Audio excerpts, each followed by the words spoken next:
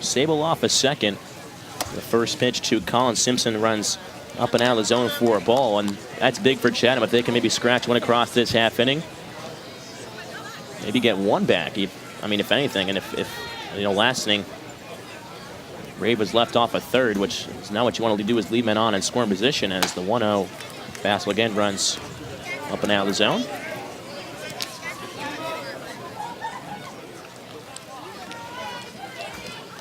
That's as well as always interesting. He came in to Stanford as more of kind of a hitter, not really a pitcher. So he ended up being a pitch. He ended up doing both of them, is what ended up happening after his freshman year. This sophomore was his first year actually hitting. So sometimes coaches, I mean, especially with his length, I mean, he's got a lot of length on the mound, which always helps the guy. He's listed at 6'5", but more almost 6'7". There's the 2. It was chopped. 2-1 count now on Simpson. You talk about his height. Yeah, 6'6". See his numbers at Stanford: 13 appearances, 17 strikeouts in those 18 innings pitched. All from the bullpen as well. As most guys, when they come to Cape, kind of get some time in between both the bullpen and the starting pitching. As the 2-1 is hit out towards center field, racing over is Gorski. It looks like he caught it maybe on the transfer.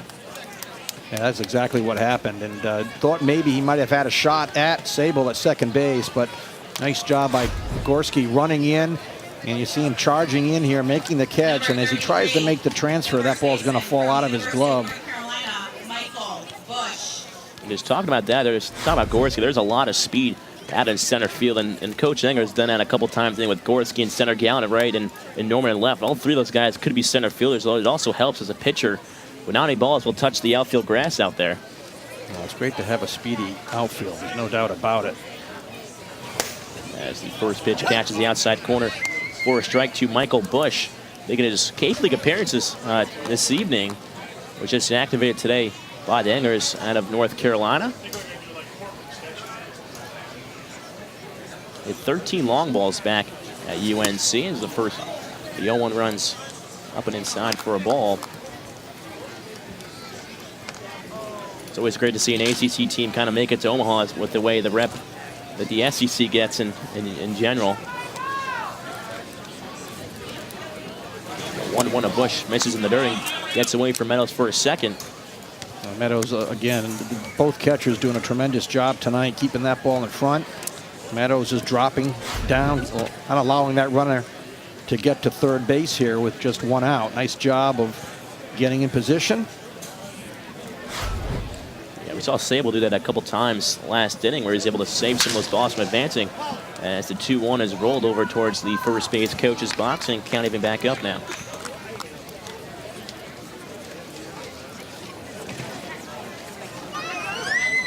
So it begins to set here from White House Field. I think we were talking before the game, but definitely one of my more favorite venues here at White House Field, and I have to give Veterans Field another one of those where they filmed the movie Summer Catch, even though not my favorite movie, but well, there's so many great venues here on the Cape, and White House Field is definitely one of the better venues. It's a great place to watch a ball game. Plenty of stands and a great opportunity for people to see the ball game down the right field and the left field line. It's a 2-2 pitch. It's chopped over towards second towards Eichhoff. He fields it on a 2-hop throw on the first, and Bush is retired for out number 2. Now we're advancing towards third is Sable. So we'll have a man on third with 2 away. And actually, White House Field will host the All-Star game here this year. And talking about Chatham, they hosted it 2 years ago. Last year was in Wareham. So they always try to mix it up between East and West. Second baseman from the University of North Carolina, Ashton McGee. Fans everywhere down the right field line. Bring their lounge chairs, blankets down the left field line, even those out beyond right center field, left center field. Definitely one of the larger crowds this evening. This season. There was over 2,001 back in Chatham on Saturday night. As July 4th comes and the crowds come as well. So count 2-0 on Ashton McGee. He's 0 for 1 this evening, grounded back in the second inning. As the 2-0 is right down Main Street for a strike to McGee. 6 at-bats come into this game, so it's always a difference, you know, coming into the season between wood and metal bats, and that's what we've seen so far. I mean, I remember Brandon Crawford for Orleans only batted 190. He found his way around quite nice on the Cape. Well, it definitely takes some getting used to, and batting practice is very, very important. So you just get used to the feel, the zone of the bat, knowing your sweet spot. As the through and a biggie is foul tipped in the mid of Meadows. Count runs full now. I was talking about the catch before. It's Meadows already thrown out 1 man tonight, but Brad Debo, the other catcher for the Mariners, actually threw out 4 YD Red Sox in one game right here at White House Field. So I think all 3 catchers have done an excellent job this year between Logan Driscoll, Brad Debo, and Mason Meadows. As 3-2 curveball looked good, but that pitch just up a little bit. 3-2 breaking ball, and runners at the corners. There are 2 away, and Steve Engler didn't like that last pitch. Not too happy. It was a nice frame job by Meadows to kind of bring it down a little bit as well, and that's what Engler, I think, prides himself on. Yeah, this pitch definitely up. Nice try by Meadows, but Engler does that every time. You know, he works on pitch framing before every single game. So 2 outs here, runners on the corners. First pitch runs off the plate on the 9-hole hitter, Jorge Arenas. Out of Stetson. We see a lot of Stetson guys on this Cape. I mean, most of them usually go to Orleans. We've seen Mitchell Jordan a couple years back, and Brooks Wilson, and last year for Orleans. Matheson that time taking a little bit off the fastball. Arenas way out in front. Matheson actually also features a cutter in his pitch arsenal, which not many guys really throw. We see Casey Mize for Auburn is just the first overall pick. He actually throws a cutter.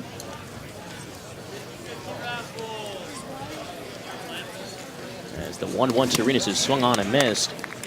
Back-to-back changeups here by Matheson.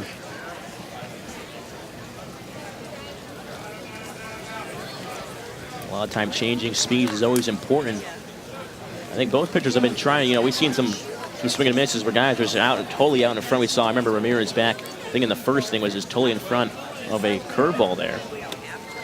There's the 1-2 pitch running towards second, throw misses outside for a ball. Back towards home, and he's out. Blake Siddle gets thrown out after Eichhoff. Eichhoff able to throw back towards home, and just like that, the Mariners get out of the jam. And welcome back inside of Madison Square Garden here in this opening round matchup between the Butler Bulldogs and the Providence College Friars. Thomas Zinzarella alongside Matt St. Jean here at the Garden as the Friars trail by 7 here early on. They are about halfway through this first half. 12-5 Bulldogs lead, and Friars just haven't been able to hit shots and they're turning the ball over. That's not the recipe for success if you're trying to advance in this tournament. No, I mean, the offense has not been able to get going. Last time out, they put up 83 points at home against Butler. You had 3 guys in double digits. We had Reeves with 24, Jackson with 20, and Diallo with 11, and we just haven't seen anything close to that so far tonight. So Isaiah Jackson at the free throw line, shooting 2 free throws.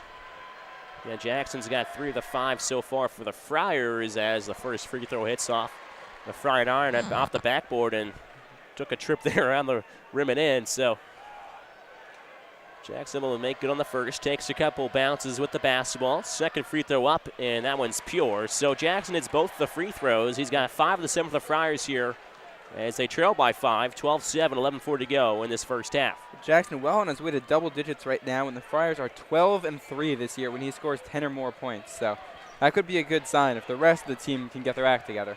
Jordan Tucker in for the first time today. He has the ball in the right wing area for the Bulldogs. He only played 8 minutes last game, the fewest amount of minutes he's played since the Indiana game, his first game of the year. Here's Tucker again with the ball in the right wing. Shot clock down to 4. Nice backdoor pass over towards Christian David, but picked off by Isaiah Jackson. Cross-court pass to Drew Edwards. Pump fake in the air. He'll try again in the far corner. That one's off the back iron. No, bit too long for Drew Edwards, the senior. Yeah, Jackson, he had 3 steals at Butler in that 14-point performance. So when he gets going on defense, that's also huge for the Friars. Butler now on the ball. Kamar ball in right wing. Crosses over to his right side, picks up his dribble, gets to the Brunk about 15 feet from the basket. He starts it back down. Nate Watson, the left block, goes to the left hook. That one hits off backyard, front rim and in. Joey Brunk, the shooter's roll there as Butler once again goes full court trap here. As lead by 7 again, 14-7, 10:32 to remaining in this first half. Bulldogs lead. We're almost halfway through the first half. There is yet to be an offensive rebound. That's an area where the Friars have done very well on those putback baskets, and we just haven't seen them crash the glass at all. Yeah, rebounding battle right now, knotted up at 9. Ashton Langford, far right side. He'll test a 3. That one's off the right side of the rim, no good.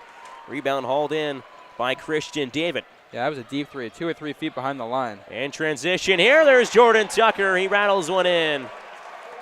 That's where Butler's at their best in transition. They're a 3-point shooting team, and Jordan Tucker is on out in the scorer's column. Yeah, he shoots over 35% from 3. When he had his career high 24 points earlier this season, he hit 6 3-pointers. Can't let him get hot. Nate Watson behind the 3-point arc as Mekhi and Langford bounce pass in towards the near side blocker. Isaiah Jackson with David on him, and then a whistle's call. It'll be a bump by Christian David. Lavelle Jordan was loving what he was seeing on that sidelines, especially, in a way, having your offense getting some baskets to go will really set up your defense as well, and that's where Butler is at its best. We mentioned they're a sound defensive team. They don't turn the ball over that much. It's just a matter if they're going to score. Yeah, I have to say the stats right now are not looking like this is the kind of game the Friars want to play. Only 4 fouls. I haven't seen a lot of scrappy ball. No offensive rebounds. There's been 13 3-pointers so far. Just about half the shots in this game have been from beyond the arc. And the Friars thrive in a game that's played down low, that's played physically, that's played in a scrappy way. That's the way Ed Cooley likes to get games going. Yeah, Friars just 2 of 12 in their first 12 shots. 7 of the 12 have been from downtown. They nailed just the one from Isaiah Jackson as Ashton Langford catches the ball on the left elbow. Edwards now left wing. Crosses back over towards the left wing again. Bounce pass into Nate Watson. Nate Watson the right post. Muscles his way through, up and in. Goes right through Joey Brunk. Pushes him away and able to finish with the right hook. Friars now cut back in 17-9. They trail 9:22 remaining. Aaron Thompson just over the half court mark with Ashton Langford. On gets a screen from Brunk. Dribble handoff towards Jorgensen. Jorgensen dribbles it back towards the top. Cross court to Tucker now. Gets a screen from Brunk. Goes around it. Cross court pass is out of bounds. They'll be Friar basketball. So he had a man underneath, but was Tucker, but throws it away. They're trying to reach Aaron Thompson down there. And Thompson, 8 of the 17 for the Bulldogs so far. Yeah, you don't see mistakes like that often from this Butler offense, so you got to capitalize when they happen. A.J. Reeves checks back in the game on the far side right wing, kicks it back out to Ashton Langford. Had a shot for a second, but decided to pass it up. Ashton Langford lost the dribble for a second, gets it back.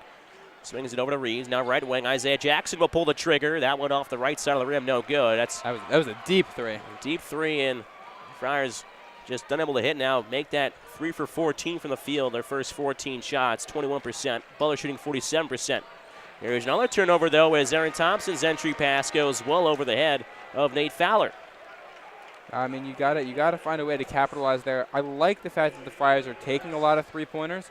They've been able to get open looks, but you gotta hit shots. That's what it comes down to. You gotta put the ball in the basket. If you've got an open look, you've got to start hitting them.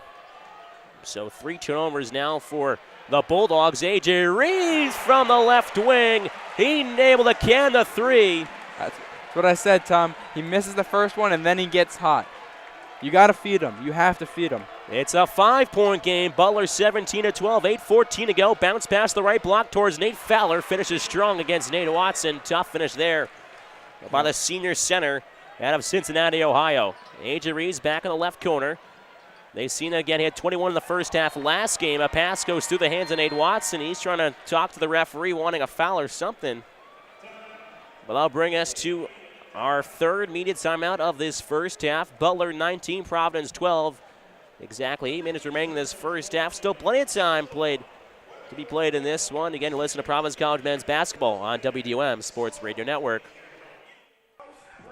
Thomas Zinzarella alongside Providence coach Sam Lopes. Coach, you had a couple opportunities in that first half, even towards the end with that free kick. What do you see in total out of your offense? Well, for the amount of time we've had on the ball, I don't think we created enough chances. Certainly creating some width, got in behind. The high line, the runs have been a little bit off of the decisions. But certainly went against the wind, so credit to the group, being able to still keep the ball and create some things towards the end. Seton Hall started pressing a little bit more. We didn't deal too well with that. And Coach, talking about Seton Hall's offense as well done pressing. On the defensive side for your things, you held Seton Hall to no shots. What do you see from that back line? Yeah, there's just a commitment. We take a lot of pride in how we defend. It was really organized. A couple of moments there in transition, we lost our shape, but there was a good reaction to it. A couple of times we unnecessary turnovers with no pressure. Good reaction to it. So really proud of the group in that regard. Going to need to do it again. Reality is just got to be really good in both boxes in the second half. Well, good luck in the second half, Coach. We're looking forward to the second half of play. Alongside Seton Hall head coach Rick Stanton. Coach, towards the end of that first half, you started switching to a high press. Will you try to keep that towards the second half, or into the second half, or try to switch things up again? Yeah, no, we always are looking for those opportunities to press up higher on the field when we can. And then the game was actually dictating that for us, so we were able to make it compressed and create some turnovers higher up on the field. Yeah, we were able to see Seton Hall really start to get some more offensive chances. You weren't able to get a shot. What would you like to try to do differently on that offense attack? Yeah, just get more numbers around the ball, and then obviously give ourselves a little bit of better chance. The couple opportunities we had, we really just served it deep into Shelby Hogan's hands, which she's going to cover all that every time. So we just got to try to keep it away from her and get the runners getting onto the ball. Well, perfect. Thank you very much, Coach. Again, it is senior day in Providence. Very talented seniors, Yo-Yo Noguch, Maddie Dolan, and Clara J. Dolan and Noguch have been some of the best scorers in the Big East, but Coach Crowley really singling out Clara Shea. Her work, does a lot of stuff doesn't show in the box score game to game, such as her work ethic, being a great teammate. She's one of those glue pieces that every team needs. Back to you, Mike. Many people know that Coach Giger from Marquette. She was a phenomenal basketball player and a phenomenal coach right now for the Golden Eagles. While she attended Marquette, she majored earned a degree in broadcast and electronic communications. Actually, currently right now, she's hosting a TV show at the Marquette student TV station called Kicking It with Giger. She's already had a couple of players from Marquette on the show, and from what I've seen so far, she's done a phenomenal job, and she could be working in the industry right now. Back to you, Mike.